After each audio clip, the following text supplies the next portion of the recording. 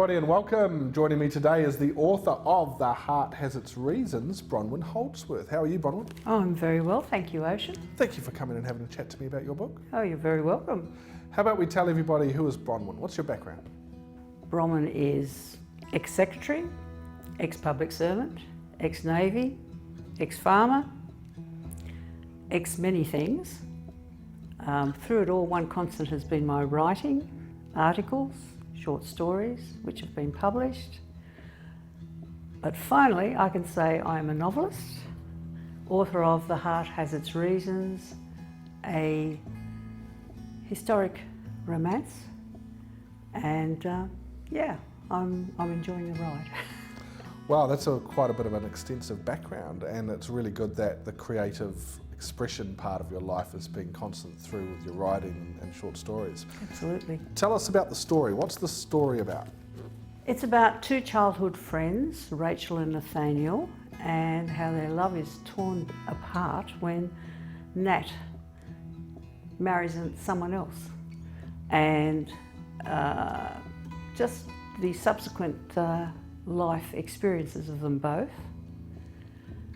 Lots of adventures, travel through Europe, and the idea that perhaps maybe one day they'll get back together again, but who knows.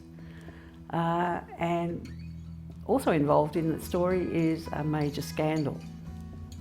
Okay, well, we don't want to give too much away, but there is something that's quite interesting about this, which I'm sure you're going to allude to with this next question, which is, where did the idea for the book come from? It came from my family background. I had a great-grandmother, my father's maternal grandmother, very mysterious. She was adopted by a Hawkesbury family. She was born in colonial New South Wales, on the wrong side of the blanket. And her background was an absolute mystery. It took ages to decipher the background, but when I did, I was just stunned to find the characters involved there.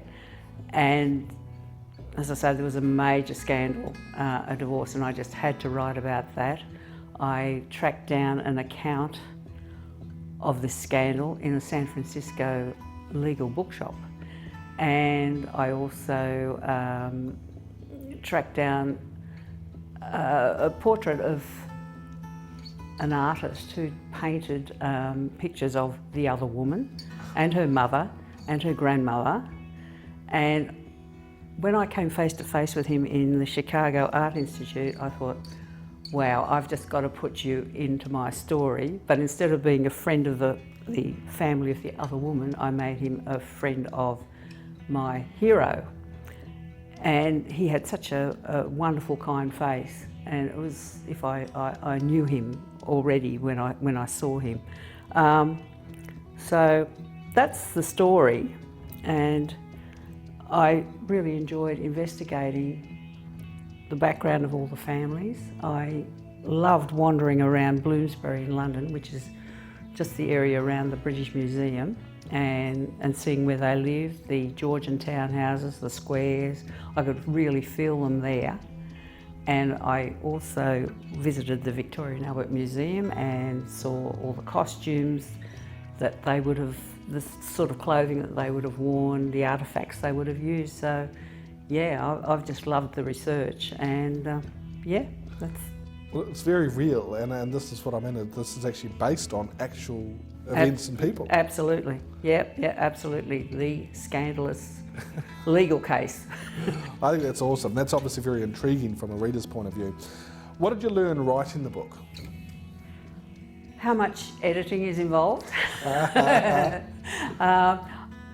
What a hard slog it is writing 115,000 words, but the really difficult thing was going over it, rewriting, getting into deep point of view, editing, sending it off to my editor, taking her comments on board, rewriting, and editing, and editing, and editing, right up to the proof stage, as you would know. We were still doing it. Oh, absolutely. Still making light edits at that last point. And I think that's part and parcel of the process, is that, you know, as an author, as a creative, where do you draw the line? Yeah. You can keep going for ages. Oh, you could go forever, yeah. You've got to know when to shut down, and that's it. That's right, but it is a common statement where the editorial component of publishing is often the most challenging for authors. What about the publishing process? What did you learn there? I learned that it involved editing. But I loved doing the, or selecting the images for the cover, and the way you married them all together for me, handing over all the technical stuff to you, which was terrific. And I loved the book trailer that you did. Yeah, so I'm technologically challenged, and I know you don't like me to say that, but I am. Now it's recorded for eons to come. Exactly, and yeah, I just really enjoyed the ride because I knew that you had my back and that you would you know, cover up where I had failings. Oh, very much so, and I think, you know, and it goes well past the point where you're published and you're out there marketing. I mean, the whole point of how I feel this should go is that you are part of a network and a community, and that you know, definitely I'm going to have your back for a long time to come. But so a lot of other people that are going to support this journey as you go forward, which you're alerted of now. And I think that's critical from a creative viewpoint, that you embrace it and inspires you, and wonderful things come out of what we produce. Oh, absolutely. Now let's talk about target market. Who is the book aimed for? Well, I suppose some people would consider it women's fiction, but I know that men read that sort of fiction. In fact, I know a couple of guys who actually write in the genre. So I think it's for anyone who enjoys reading about the past,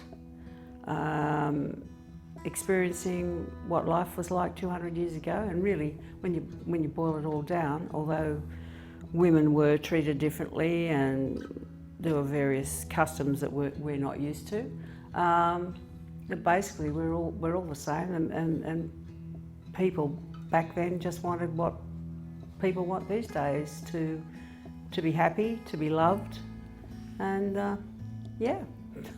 Well, there's still scandal now. There's still, you know, absolutely. I guess it's a different way of addressing it a couple of hundred years ago, but the emotions that are attached to it are still exactly. the same. Okay. What's next for you as a writer?